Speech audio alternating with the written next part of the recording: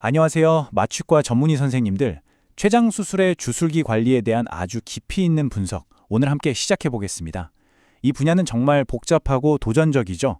그래서 오늘은 PPD와 위풀 수술의 기본부터 최신 ERAS 프로토콜까지 우리 마취과 의사들이 꼭 알아야 할 모든 핵심 내용을 다루는 마스터 클래스를 준비했습니다. We're gonna dive deep into the critical nuances that define successful outcomes in these complex cases. 자, 그럼 바로 본론으로 들어가 볼까요? 오늘 저희가 다룰 내용은 크게 5가지 파트로 구성되어 있습니다. 먼저 수술의 기본 개념과 술기를 탄탄히 다지고 이어서 로봇 수술이라는 새로운 지평을 탐색해 보겠습니다. 그 다음으로는 성공적인 수술을 위한 수술 전 환자 최적화 전략, 그리고 가장 중요한 수술 중 마취 관리 기법을 심도 있게 분석할 겁니다. And finally, we will synthesize all of this information within the modern framework of the ERAS protocol. 네, 그럼 첫 번째 파트입니다. 바로 외과적 술기의 기초, 위풀과 PPD 수술에 대한 이야기인데요. 우리 마취과 의사들이 수술의 해부학적 구조나 그 단계를 깊이 이해하는 게 왜 중요할까요? 그건 바로 수술 중에 어떤 일이 벌어질지 예측하고 선제적으로 대응하기 위해서입니다. This foundational knowledge is what allows us to be proactive, not just reactive, in the operating room.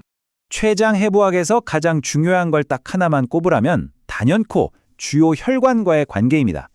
특히 상장간막동맥 SMA와 상장간막정맥 SMV, 이 두 혈관이 췌장 경부의 뒤쪽을 지나가면서 머리와 몸통을 나누는 경계가 된다는 점, 이게 모든 논의의 출발점이라고 할 수 있죠. 왜냐하면 이 혈관과의 관계를 통해 종양을 절제할 수 있는지 없는지가 결정되고 수술 중에 발생할 수 있는 대량 출혈 같은 최악의 시나리오를 미리 예측하고 대비할 수 있기 때문입니다.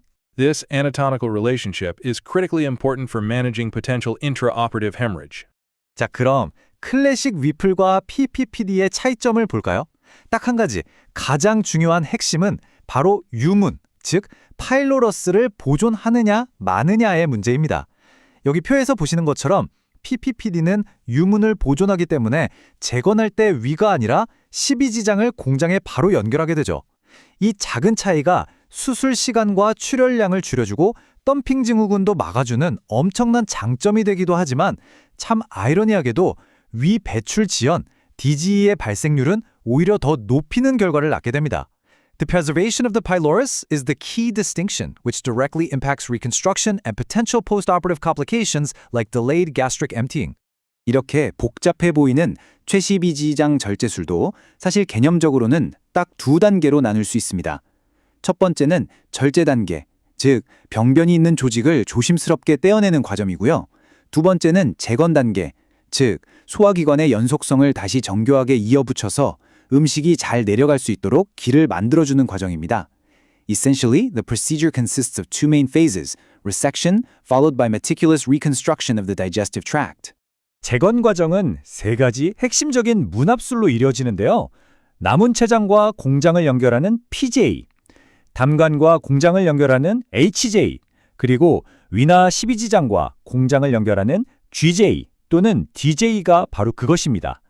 이 중에서도 단연코 PJ, 즉 팬크레아리코 제주나우스토미가 기술적으로 가장 어렵고 누출, 즉 리키지의 위험이 가장 높아서 수술 후 환자의 예후를 결정하는 가장 중요한 변수가 됩니다.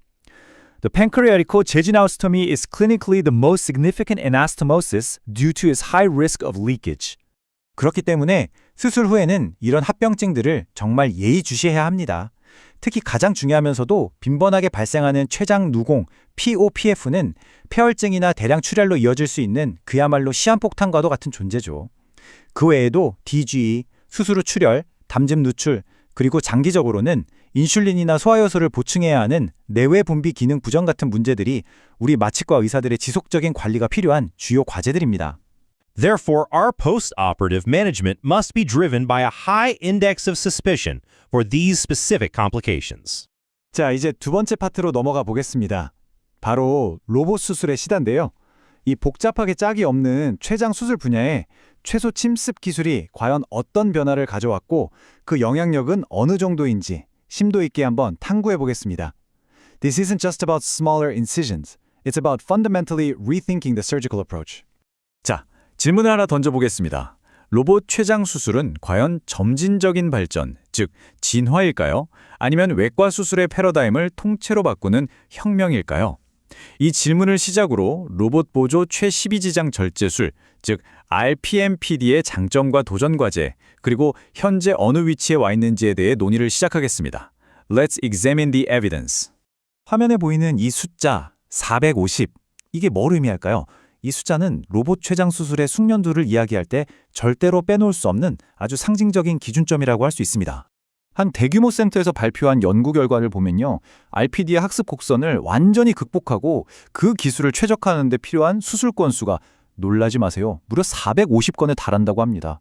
이건 뭘 의미하냐면 RPD가 결코 쉽게 배울 수 있는 기술이 아니라는 겁니다.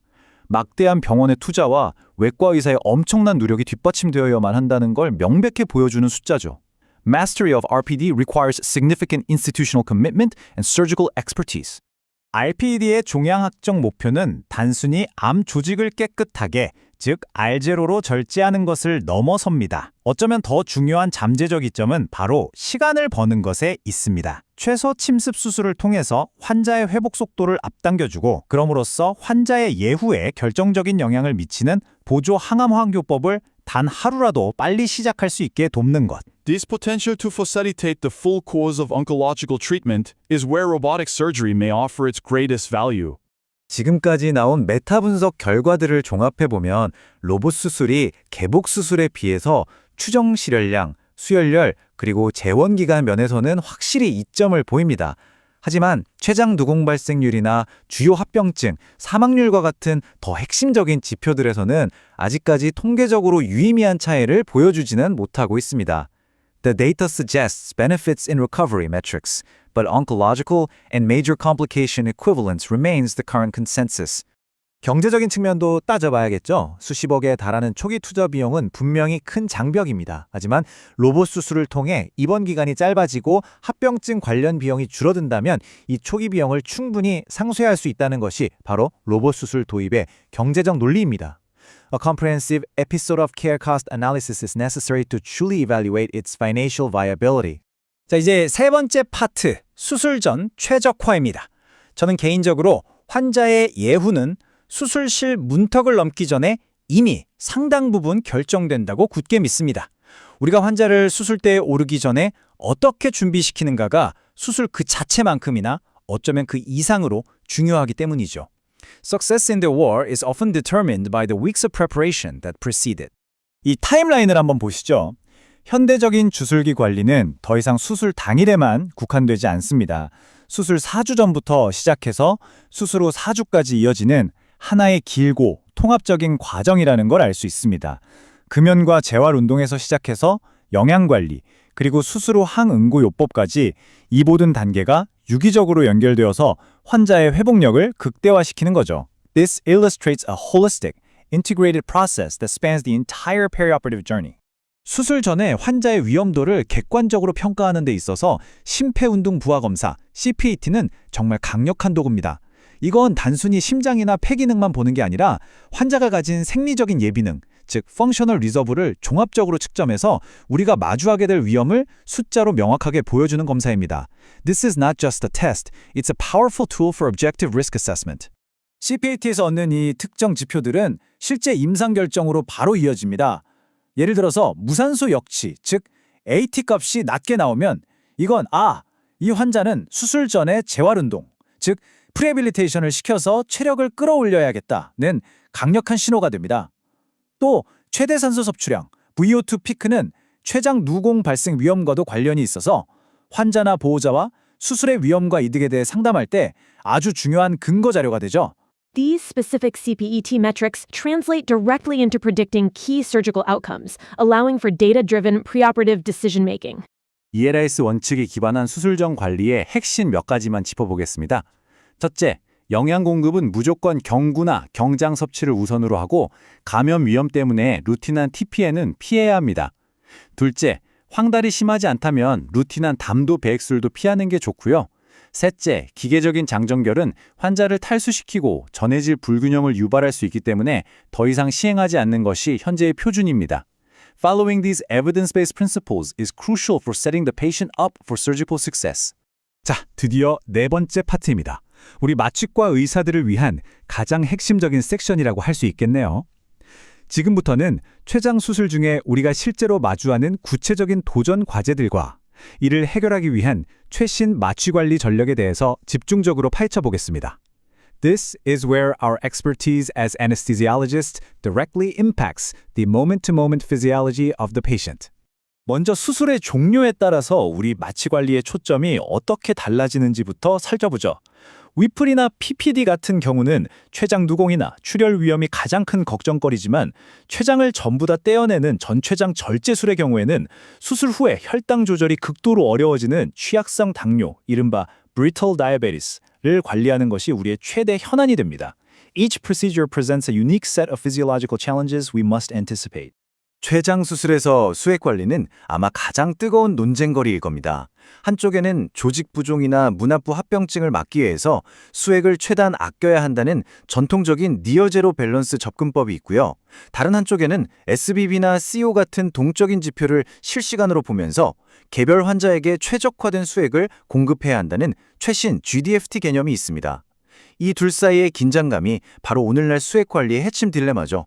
This dilemma represents a major paradigm shift in perioperative fluid management. 여기서 아주 근본적인 질문이 나옵니다.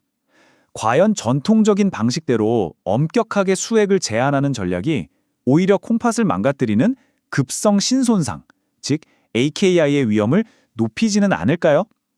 바로 이 질문이 기존의 수액 관리 패러다임에 대한 근본적인 재검토를 촉발시켰습니다.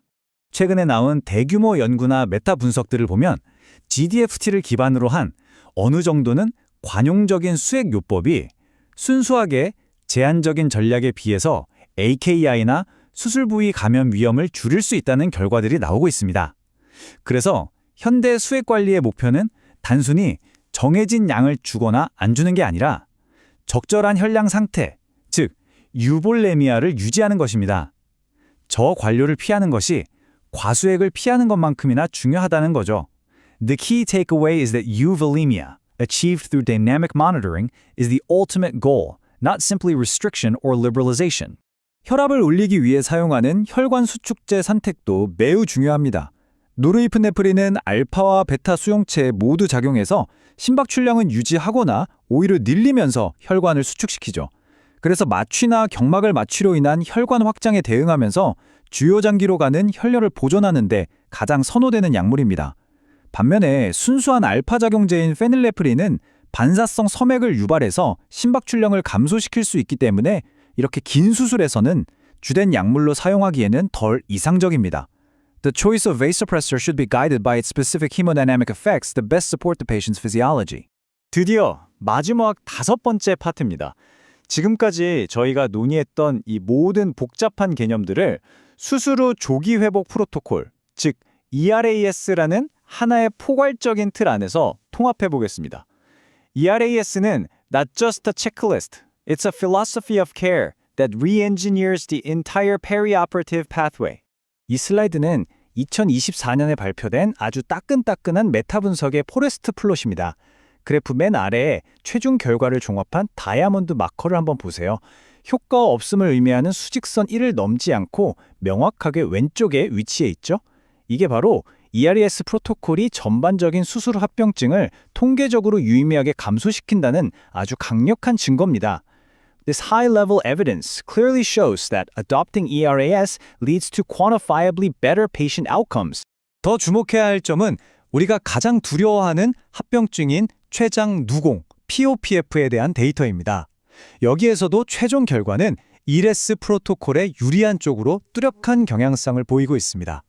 이게 무슨 뜻이냐면 ERAS가 단순히 환자가 좀 더 빨리 퇴원하게 만드는 걸 넘어서 가장 치명적인 합병증을 예방하는 데도 실질적으로 기여할 수 있다는 겁니다. This finding is particularly significant as it links the protocol to a reduction in a key driver of morbidity and mortality. ERAS의 수술 전 권고 사항들을 다시 한번 정리해 보겠습니다. 충분한 환자 교육과 상담, 최소 4주간의 금연과 금주, 루틴한 장정결 금지, 그리고 수술 전 탄수화물 부하 등이 포함됩니다. 이 각각의 항목들은 수술이라는 거대한 생리적 스트레스에 맞서 싸울 수 있도록 환자의 상태를 최적화하기 위해 고안된 것들입니다. Each element is designed to proactively optimize the patient's condition before inducing surgical stress. 수술 중에는 어떨까요? 마약성 진통제 사용을 최소화하는 다모드 마취, 정상 체온 유지, 그리고 4부에서 아주 자세히 다뤘던 목표 지향적 수액 치료, GFDT가 핵심입니다. 또 한 가지 중요한 변화는 배액관을 루틴하게 사용하지 않고 꼭 필요한 경우에만 선별적으로 넣는다는 점입니다. These interoperative components directly connect back to our detailed discussion in Part 4. 수술 후 프로토콜은 조기, early라는 딱 한 단어로 요약할 수 있습니다. 수술 다음 날부터 바로 시작하는 조기 보행, 가능한 한 빨리 시작하는 조기 경구 섭취, 그리고 환자 몸에 있는 각종 튜브들을 조기에 제거하는 것이 핵심이죠. 이 모든 것의 목표는 환자의 정상적인 생리 기능을 최대한 빨리 회복시켜서 회복 속도를 가속화하는 데 있습니다. The entire post-operative protocol is designed to accelerate recovery by restoring normal function as quickly as possible. 켈리허 등의 이 인용문으로 오늘 분석을 마무리할까 합니다. 미래 암치료 결과의 개선은 조기 발견, 수술 및 맞추기법의 발전, 그리고 더 효과적인 보조요법 개발의 조합에 초점을 맞춰야 한다. 이 말처럼 우리 마취과 의사들이 수술실에서 하는 일이 바로 현대 암치료의 중요한 한 축을 담당하고 있다는 자부심을 가질 필요가 있습니다. As this quote suggests, our work in the operating room is a vital part of the broader cancer treatment continuum. 오늘 긴 시간 경청해 주셔서 대단히 감사합니다.